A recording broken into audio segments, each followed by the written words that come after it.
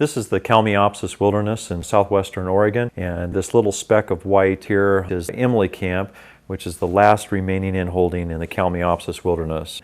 And this is why they want to run me out. I'm not going to let them. I worked down there through winter 83 and 84 dredging, and the Forest Service started wanting to put restrictions on the use of the road. We could only make so many trips in a month. I think it was about 5 trips a month, and then they started giving Carl a bad time and saying we didn't have the right to go in and out, and so it escalated from there. And then there was Barbara Euling. She was in on it too. She was trying to get us kicked out of there because we didn't have the right. And Don McClellan was a forest ranger then. He says we did it by the law, and we had the right to be there, and he wasn't gonna. He had to follow the law. But since other forest rangers come in there, they've got everybody locked out. It cost Carl Alleman something like $40,000 in legal bills and stuff. The Forest Service and the environmentalists. They don't want nobody down there because that's God's land and we have no right to go down there. But see, the 2477 road right law says once a trail has been established, that's a road forever.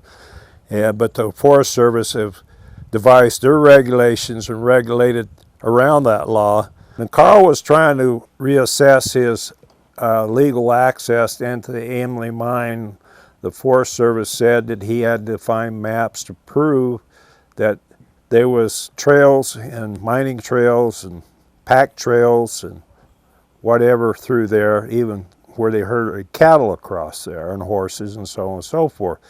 And under the 2477 Road Act, that anything that was a trail, established trail, was legal access from then on.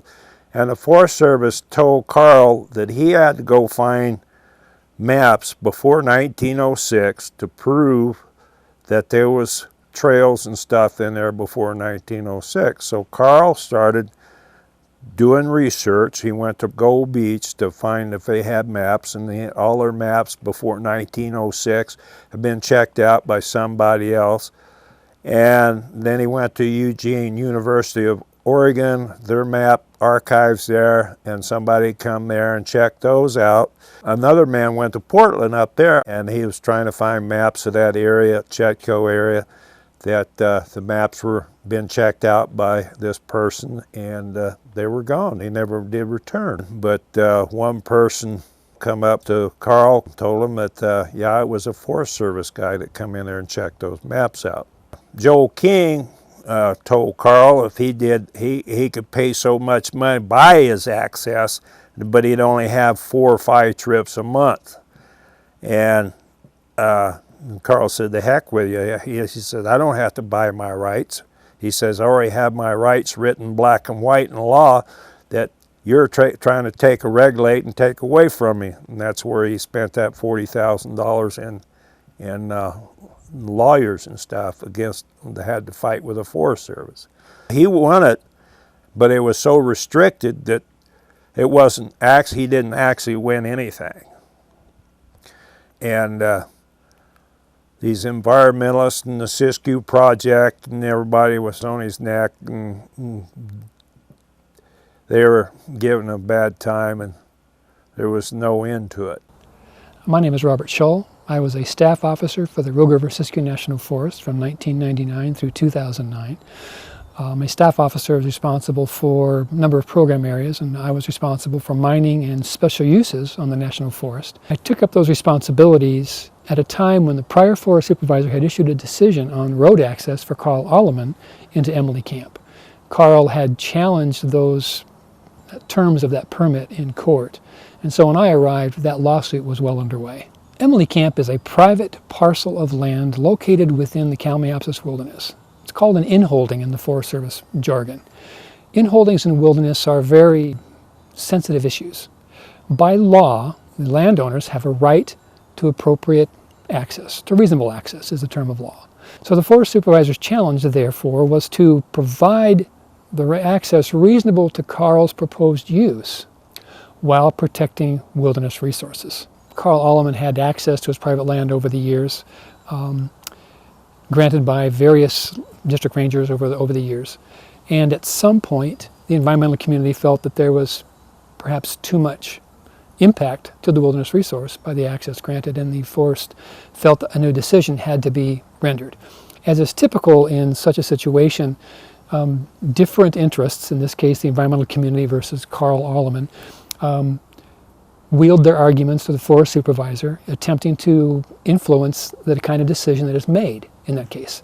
So there's numbers of letters in the files regarding environmental interests raising their arguments for or against certain types of access that could be or shouldn't be allowed into that private land.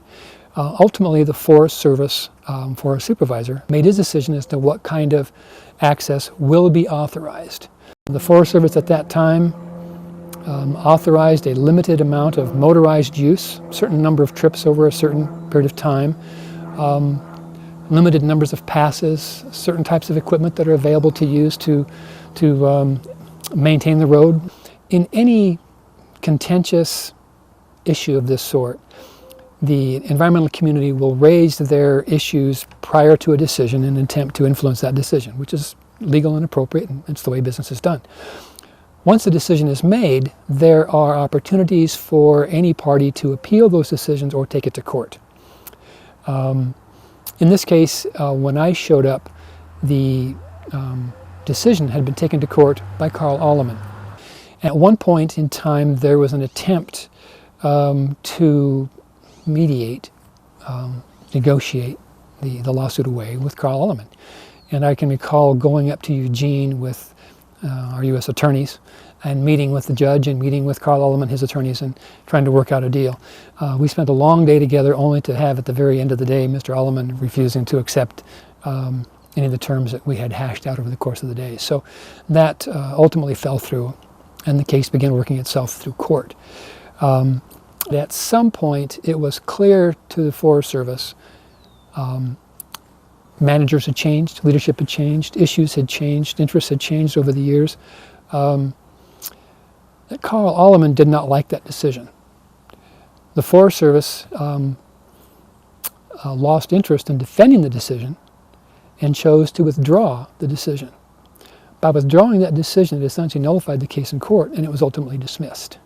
I was there in Eugene when they were doing the mediation between the environmentalists and the Forest Service and Carl Alleman, and they had us all separated out into different rooms, and the mediator was going between these rooms gathering information about what would settle the disputes.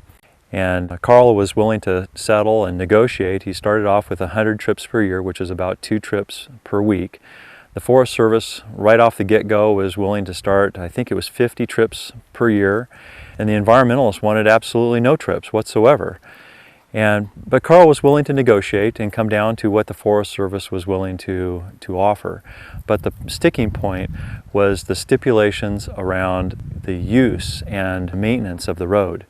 And that's where it all broke down. It was just totally unreasonable. These stipulations were things like having to use hand tools in order to maintain and improve the road to the standards that would be acceptable to the Forest Service, such as putting in culverts and water bars for 13 miles of road. And the environmentalists, they were the ones that were adding so many unreasonable stipulations that it just never was going to make any sense.